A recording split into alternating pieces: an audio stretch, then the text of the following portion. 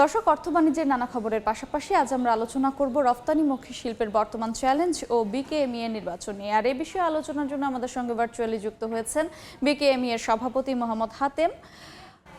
জনাব হাতেম, আপনাকে স্বাগত জানাচ্ছি আমাদের এ সময়ের বাণিজ্যে। আপনাদের রপ্তানিমুখী যে শিল্প খাত রয়েছে সেই শিল্প খাত কিন্তু তীব্র গ্যাস সংকটে রয়েছে। তো এই যে তীব্র গ্যাস সংকটে রয়েছে, এর জন্য উৎপাদনও কমে যাচ্ছে। তো এই বিষয়ে সরকারের পক্ষ থেকে বা আপনাদের পক্ষ থেকে কোনো পদক্ষেপ নেওয়া হয়েছে কিনা একটু জানাবেন। তিতাস গ্যাস গ্যাস সংকট তো আপনারা জানেন, দীর্ঘদিন যাবৎ খুব তীব্র গ্যাস সংকটে ভুগছে যে শিল্প কলকারখানা। এবং আমরা এরই মধ্যে বেশ কয়েকবার আমরা কিন্তু উপদেষ্টা মহোদয়, জ্বালানি সচিব, পেট্রোবাংলার চেয়ারম্যান, তিতাসের এমডি, আমরা সবাইকে নিয়ে আমরা বসছিলাম। এবং গত সপ্তাহখানিক আগেও কিন্তু আমরা একবার বসার পরে জ্বালানি উপদেষ্টা মহোদয় তিতাস এবং পেট্রোবাংলাকে বলে দিয়েছিলেন যে আমাদের সাথে বসে এটার একটা সমাধানের রাস্তা বের করা।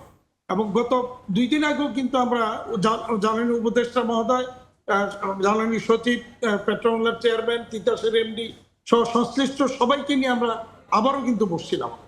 তো সেখানে কিন্তু আমরা ধন্যবাদ জানাই জ্বালানি উপদেষ্টা এবং জ্বালানি মন্ত্রণালয় সহ পেট্রোবাংলা সহ সবাইকে, যে ওনারা কিন্তু এই সংকটটাকে কিছুটা অন্তত সমাধানের চেষ্টা করেছেন এবং তাদের আন্তরিকতার অভাব নেই। এটাই আমাদের কাছে সবচেয়ে বড় প্রাপ্তি, যে জ্বালানি উপদেষ্টা মহোদয় অত্যন্ত আন্তরিকতার সাথে যে কোনোভাবে আমাদের এটা সমাধানের চেষ্টা করছেন। এবং ওনারা ঘোষণা দিয়েছেন এই মাস থেকে অন্তত 250 MMCFT আমাদের শিল্প খাতে অতিরিক্ত ওনারা দিবেন। আগের চেয়ে গত মাসে যা ছিল এটা অনেক কমে গেছিল, সেখানে আরো 250 MMCFT যোগ করবেন এই মাসে, সেই আশ্বাস আমরা পেয়েছি। এবং ইতিমধ্যে কিন্তু কিছুটা অন্তত বেড়েছে। সেই ক্ষেত্রে ওনারা পাবেন, সেটা আসলে কত দিনে পাবেন? না, 250 MMCFT প্রতি ইয়েতে মাসে আমাদেরকে অতিরিক্ত দিবেন, এইটা ওনারা ঘোষণা দিয়েছেন এবং ওইটা শুরু হয়েছে। এটা অগাস্ট পর্যন্ত ওনারা আমাদেরকে এই হিসাবটা দিয়েছেন। এরপরে অগাস্টের পরে কি করবেন সেটার এখনো পরবর্তী আলোচনা হয়তো কি আমাদেরকে পরবর্তীতে করতে হবে। এই ক্ষেত্রে আমরা যেটা আরেকটা বিকল্প প্রস্তাব দিয়েছি সেটা হলো যে এই যে একটা করে এক জাহাজ LNG আমদানি করতে যে টাকাটা লাগে 550 কোটি থেকে 700 কোটি টাকা পর্যন্ত লাগে। এটা সময় সময় পরিবর্তন হয় ওই তেলের দামের উপর ভিত্তি করে। তো এই মুহূর্তে ওনারা বললেন যে 700 কোটি টাকার মতো লাগবে একটা জাহাজের LNG আমদানিতে। তো আমরা বলেছি যে অতিরিক্ত আরো যদি 2টা জাহাজ আনা যায় তো সেইটার আমদানির যে খরচটা, এই খরচটা আমরা দিব।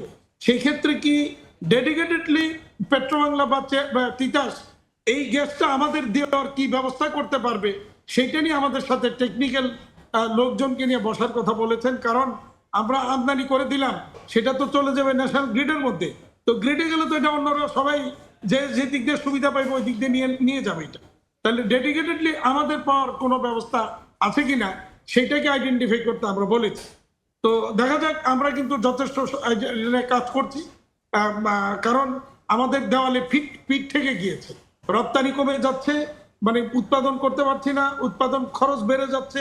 সবকিছু মিলিয়েই কিন্তু এই গ্যাস সংকট আমাদের, যদি বলেন এই মুহূর্তে এই শিল্প কলকারখানা, বিশেষ করে রপ্তানিমুখী শিল্প, এই কলকারখানার জন্য 1 নম্বর সংকট হচ্ছে এই মুহূর্তে গ্যাস। আচ্ছা, এই মুহূর্তে তো বিশ্বে একটা ট্যারিফ চলমান রয়েছে, তার উপরে দেশের রাজনৈতিক একটা অস্থিতিশীলতা আমরা দেখছি। সবকিছু মিলিয়ে ক্রেতারা কতটা শঙ্কিত রয়েছেন? ক্রেতারা শঙ্কার মধ্যে তো আছেই। আপনি যেটা আমেরিকার যে ট্যারিফটা বেড়েছে 37% বাড়ার পরে সেটাকে আবার নামিয়ে 10% আনা হয়েছে। আগের 15.5 তো আছেই, তার সাথে আরো 10%। এবং যেটা এই মুহূর্তে যেটা হচ্ছে, বায়াররা একটা জিনিস আমরা যেটা দেখি, আমরা যখন কোনো বিপদে পড়ি বা আমাদের যখন কোনো অতিরিক্ত খরচের কারণ হয়ে যায়, তখন কিন্তু বায়াররা ভুলে যায় তারা আমাদের পার্টনার, তখন আর এটা মনে থাকে না। কিন্তু ওনারা যখন এখন বিপদে পড়ছে, অর্থাৎ আমদানির খরচ, অ্যাকচুয়ালি এই ট্যারিফটা, অতিরিক্ত ট্যারিফটা তো দিতে হবে বায়ারদেরকে, আমাদের দেওয়ার কথা না। কিন্তু এখন ওনারা বলতেছেন যে ওনারা, আমরা বিজনেস পার্টনার, বিপদে পড়ছে, সেখানে 50% শেয়ার আমাদের করতে হবে। এবং এটা আমাদের যে বিকেএমইর ভাইস প্রেসিডেন্ট, চিটাগংয়ের অন্যতম বৃহৎ একটা গ্রুপ, ফরেস্ট গ্রুপের, তাদের মেজর এক্সপোর্টটাই আমেরিকাতে। এবং সেই গত মাসেই তাকে $2.8 বিলিয়ন, শুধু ওই 10%-এর $2.8 মিলিয়ন, $28 লক্ষ তাকে এই পে করতে হয়েছে, কম্পেনসেট করতে হয়েছে বায়ারকে ওই 10%-এর অর্ধেক, অর্থাৎ 5% দিয়ে। তো $28 লক্ষ, $2.8 মিলিয়ন যদি এক মাসে একজন রপ্তানিকারককে দিতে হয়, তাহলে তার অবস্থা কি দাঁড়ায় সেটা সহজে অনুমেয়। কোনোভাবেই আমরা 5% কিন্তু প্রফিট করি। তো এটা সংকটটা কিন্তু আমরা মনে করি সরকার যে লাইনে এইটা আলোচনা করতেছে, খুব দ্রুত যদি সমাধান কিছু করতে পারে তাহলে আমরা এখান থেকে কিন্তু বেনিফিট নেওয়ার সুযোগ আছে, সেই প্রত্যাশা নিয়ে আমরা আছি। জনাব হাতেম, আপনার সঙ্গে আমরা আরও কিছু বিষয় নিয়ে আলোচনা করব। আজ আপনাদেরই সংগঠন বিকেএমই এর নির্বাচন কিন্তু হচ্ছে, আমরা সেই নির্বাচনের আরও সরাসরি কিছু তথ্য জেনে আসব, তারপর এ বিষয়ে আমরা আপনার সঙ্গে আবারও আলোচনায় যুক্ত হব। আমাদের সঙ্গে থাকবেন। ঠিক আছে। এক যুগ পর সরাসরি ভোটে নিট শিল্প মালিকদের সংগঠন বিকেএমই এর পরিচালনা পর্ষদের নির্বাচন অনুষ্ঠিত হচ্ছে। এই মুহূর্তে ভোটের খবর জানাতে যোগ দিচ্ছেন রিপোর্টার MS আরাফিন। সরাসরি যাচ্ছি তার কাছে। 2012 সালের পর, অর্থাৎ দীর্ঘ 13 বছর পর বিকেএমই এর পরিচালনা পর্ষদের নির্বাচন অনুষ্ঠিত হচ্ছে। দেশের রপ্তানির অন্যতম প্রধান খাত নিটওয়্যার ম্যানুফ্যাকচার ও রপ্তানিকারকদের সংগঠন বিকেএমই এর এই পরিচালনা পর্ষদের নির্বাচন আসলে সকাল 10টা থেকেই শুরু হয়েছে। আমরা সকাল থেকে দেখেছি উৎসবমুখর পরিবেশ এবং শান্তিপূর্ণভাবেই আসলে ভোট গ্রহণ অনুষ্ঠিত হচ্ছে। ভোটাররা আসছেন এবং তারা স্বাচ্ছন্দ্যেই ভোট দিচ্ছেন এবং যারা প্রার্থীরা রয়েছেন তারা অভিবাদন জানিয়ে ভোটারদেরকে সহযোগিতা করে আসলে ভোট কেন্দ্রে ঢোকার জন্য সহযোগিতা করছেন। যেটা জানিয়ে রাখতে চাই যে এবার মোট ভোটার সংখ্যা কিন্তু 582 জন এবং প্রার্থী অংশ নিয়েছেন 38 জন, যার মধ্যে নির্বাচিত হবেন পরিচালনা পর্ষদের জন্য 35 জন। আমি যদি একটু দেখাতে চাই যে এখন পর্যন্ত কিন্তু 88টি ভোট পড়েছে। ঢাকা এবং নারায়ণগঞ্জে একযোগে এই ভোট অনুষ্ঠিত হচ্ছে এবং যার মধ্যে 15.38% ভোট কিন্তু কাউন্ট হয়েছে এবং এর মধ্যে নারায়ণগঞ্জে 35টি এবং ঢাকায় 25টি ভোট কিন্তু পড়েছে। আমরা প্রার্থীদের সঙ্গে কথা বলেছি, তারা যেমনটি জানিয়েছেন যে গত 12 বছর ধরে আসলে সিলেকশনের মাধ্যমেই এই পরিচালনা পর্ষদ গঠিত হতো। এবার গণতান্ত্রিক পথে হাঁটার চেষ্টা, জুলাই অভ্যুত্থানের পরে এই উদ্যোগ, তারা সাধুবাদ জানাচ্ছেন এবং তারা বলছেন যে শুল্ক যুদ্ধের এই অস্থির সময়ে পোশাক খাতকে কিভাবে এগিয়ে নিয়ে যাওয়া যায় এবং পোশাক খাতের এই অস্থির সময়ে তারা যেভাবেই প্রার্থীদেরকে আশ্বস্ত করছেন এবং ভোটারদেরকে আশ্বস্ত করছেন যে তারা শুল্ক জটিলতা সহ সব ধরনের যে জটিলতা রয়েছে পোশাক রপ্তানি আয়ের ক্ষেত্রে সেটা তারা নিরসন করবেন এবং এই ভোট গ্রহণ কিন্তু চলবে বিকেল 5টা পর্যন্ত। নারায়ণগঞ্জ এবং ঢাকা একযোগে এই ভোট অনুষ্ঠিত হচ্ছে এবং এর 5টার পরেই কিন্তু ভোটের ফলাফল ঘোষণা করা হবে। তো বিকেএমই নির্বাচন নিয়ে বাংলা মোটর থেকে এই ছিল আমার কাছে সব শেষ। বিকেএমই এর পরিচালনা পর্ষদের নির্বাচন অনুষ্ঠিত হচ্ছে, সে খবর জানাচ্ছিলেন সহকর্মী MS আরফিন। আমরা জনাব হাতেমের সঙ্গে এ বিষয়ে আবারও আলোচনায় ফিরতে চাই। জনাব হাতেম, আমরা দেখছিলাম আপনাদের নির্বাচন অনুষ্ঠিত হচ্ছে এবং সেখান থেকেই সরাসরি যুক্ত হয়ে আমাদের সহকর্মী জানাচ্ছিলেন সেই নির্বাচনের সব শেষ। তো আপনার কাছে এই মুহূর্তে জানতে চাই যে এরকম আপনাদের বিকেএমই এর মতন একটি সংগঠনে মানে কেমন নেতৃত্ব দরকার আসলে? আপনি যদি দেখেন যে আমরা অত্যন্ত শান্তিপূর্ণ, সৌহার্দ্যপূর্ণ, সুন্দর পরিবেশে আমাদের আজকের এই নির্বাচনটা হচ্ছে এবং সকাল থেকে আমি নারায়ণগঞ্জ কেন্দ্রে রয়েছি, আমার ঢাকা কেন্দ্রে আমাদের আরো অনেকে রয়েছেন। তো নারায়ণগঞ্জ কেন্দ্রেও আমাদের বিপক্ষে যারা ক্যান্ডিডেট তাদেরকে আমরা একসাথে গলায় গলায় হাত দিয়ে আমরা কিন্তু এখানে ভোটারদেরকে আহ্বান জানাচ্ছি এবং তারা এসে ভোট দিয়ে যাচ্ছেন।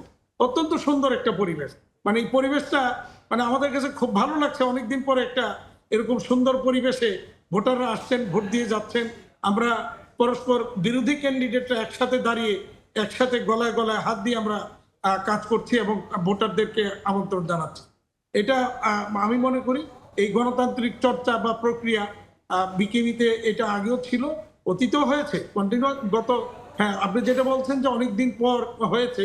2010-12 সাল পর্যন্ত কিন্তু 2টা প্যানেলে পুরোপুরি প্রতিদ্বন্দ্বিতাপূর্ণ নির্বাচন হয়েছে।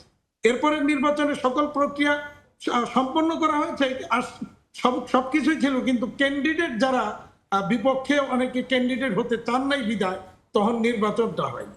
আর এইবারও আমি স্পেশালি কৃতজ্ঞতা জানাচ্ছি আমার মেম্বার ভোটারদের প্রতি। তারা আমার প্রতি সম্মান দেখিয়ে, যদিও আমরা একটা প্রতিদ্বন্দ্বিতাপূর্ণ প্যানেলে আমার বিপক্ষে একটা পূর্ণ প্যানেলের নির্বাচন হোক সেটাই প্রত্যাশা করছিলাম, কিন্তু আমি কৃতজ্ঞ বা ধন্যবাদ জানাই আমার মেম্বার ভোটারদেরকে যে তারা আমার প্রতি সম্মান, বিগত দিনে আমার এই সেক্টরে আমার অবদান, এই সেক্টরে আমার অ্যাক্টিভিটিস এবং মেম্বারদের প্রতি আমাদের যে ডেডিকেশন, সেই সব বিবেচনায় নিয়ে তারা আমার বিপক্ষে অনেকেই দাঁড়াতে চান নাই বিধায় একটা সম্পূর্ণ প্যানেল আমার বিপক্ষে আসেনি। মাত্র বিপক্ষে 3 জন ক্যান্ডিডেট স্বতন্ত্র হিসেবে আমার বিপক্ষে, আমার 35 জনের প্যানেলের বিপক্ষে দাঁড়িয়েছে। তো অত্যন্ত সুন্দর পরিবেশে নির্বাচন হচ্ছে। এটা আমি মনে করি যে বর্তমানে যারা আমার প্যানেলে যারা নেতৃত্ব দিচ্ছেন বা প্যানেলে যারা আছেন, প্রত্যেকেই কিন্তু বিগত দিনগুলিতে এই সেক্টরকে নেতৃত্ব দেওয়ার ক্ষেত্রে অত্যন্ত পরীক্ষিত এবং তারা তাদের স্ব জায়গা থেকে বিগত দিনগুলিতে অনেক অবদান রেখেছেন। সেই সমস্ত যোগ্য ক্যান্ডিডেটদেরকেই আমি এবার আমার প্যানেলে সম্পৃক্ত করেছি এবং আমরা একসাথে কাজ করার প্রত্যয় ব্যক্ত করেছি। জি জনাব হাতেম, আমরাও প্রত্যাশা করছি নতুন নেতৃত্ব বিকেএমইকে অনেক বেশি এগিয়ে নিবে এবং রফতানি শিল্পের যে সংকট, সেই সংকট দ্রুতই নিরসন হবে। আপনাকে অনেক ধন্যবাদ সময় দেওয়ার জন্য। জি ধন্যবাদ।